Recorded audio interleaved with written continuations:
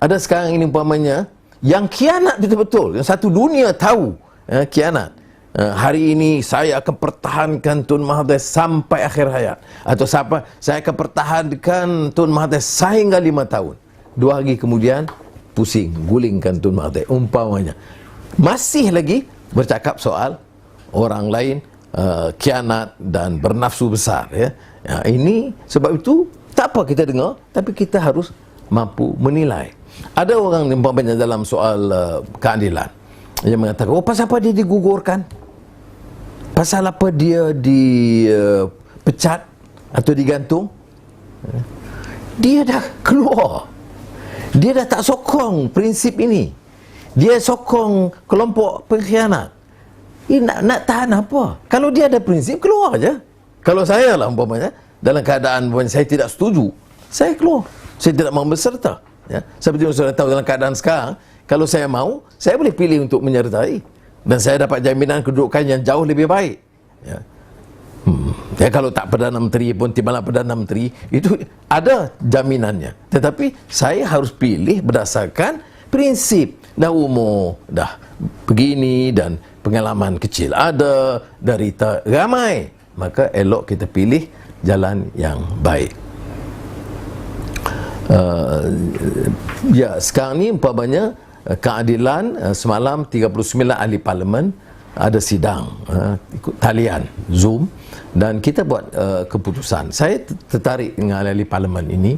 Pertama, pertahankan prinsip dia. Wah, ada ahli parlimen kata dia dipelawai jadi menteri, dia tolak kerana prinsip. Ada yang nak bagikan GLC, ditolak kerana prinsip, ya.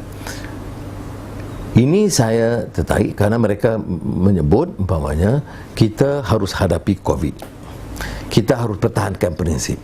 Parti ini parti yang menggagaskan reform, ya. Jadi oleh demikian, bukan soal pengakuan 129 ahli parlimen 130. Ini bagi kita tidak kita bincang kerana hal-hal ini masih dalam proses, ya. Belum muktamad. Kita sedang bincang dengan baik. Yang penting dalam perbincangan itu bukan soal nombor, bukan soal kuasa, ya. Kita dah banyak kali dah berkuasa. Pergi balik jahanam juga rakyat, kepentingan rakyat. Jadi yang penting ialah mengikat kita dengan agenda ke arah kebaikan. Kalau pegang ekonomi, apakah kita nak perkayakan anak kita atau perkayakan kroni kita, ataupun nak teruskan dasar yang lama atau bawa satu pendekatan yang baru. Dalam soal politik, apakah nak gunakan institusi untuk menekan musuh politik kita atau nak jaga supaya institusi itu lebih bersih. Soal agama, apakah kita hanya nak bicara laung soal agama, tapi membiarkan rasuah ribuan juta orang boleh curi, tapi kita jago agama. Jadi apakah ataupun nak gunakan faham Islam itu cuma memperbaiki akhlak dan akal budi, menolak kezaliman, rasuah dan penindasan, dan mengambil langkah-langkah yang lebih baik untuk meninggikan syiar Islam dan memartabatkan Islam dengan menekankan soal kemanusiaan dan keadilan. Jadi bagi saya ini yang penting. Jadi soal umpamanya orang nak tanya saya siapa calon Perdana Menteri apa semua, itu biar kita bincang dengan baik, ya, kita putuskan. Tapi yang penting bukan mengulangi kesilapan yang lama, tetapi supaya dapat kita pegang orang yang patuh kepada janji, jangan khianati amanah, yang bersih dan tidak menerima rasuah, dan dapat mengangkat martabat masyarakat rakyat. Ini yang disebut dalam agenda reformasi, dan saya terharu kerana muafakat 39 ahli parlimen itu dia bicara yang pertama soal prinsip dulu. Dan kita baik, kita nak tukar kerajaan dan sebagainya, jaga prinsip. Apakah nak tukar ini nak merebut menteri mana, atau nak rebut GLC mana, atau nak pertahankan dasar politik, ekonomi, sosial yang disebut sebagai kepedulian terhadap rakyat. Saudara-saudari, ini satu cabaran yang besar. Dalam mana-mana sistem politik saya sebut, akhirnya dia jadi percaturan, persaingan, competing forces among the ruling clique atau elite. Ini yang disebut dia rebut. Kalau kita baca karya Shakespeare, King Lear, bila babak akhir yang sangat memilukan, King Lear berbicara dengan Cordelia, anak perempuannya itu dia lihat umpamanya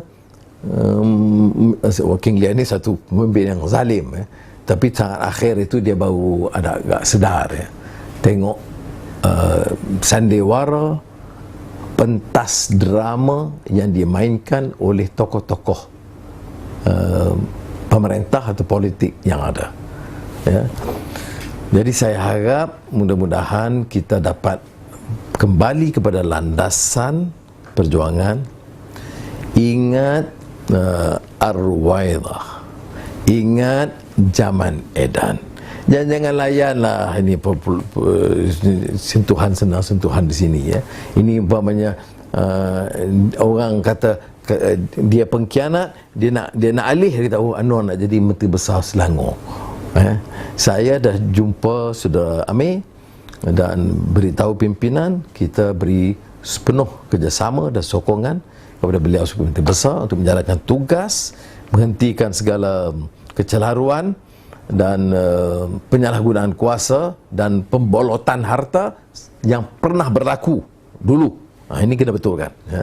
Dan oleh demikian, sebab saya kata nak faham Ar-Ruwaidah, nak faham zaman edan, Jawa ni zaman, ya, zaman edan, kita harus kembali kepada landasan dan memahami fakta dan menambahkan ilmu kita. Semoga Allah SWT memberikan taufik dan hidayah. Wassalamualaikum warahmatullahi wabarakatuh.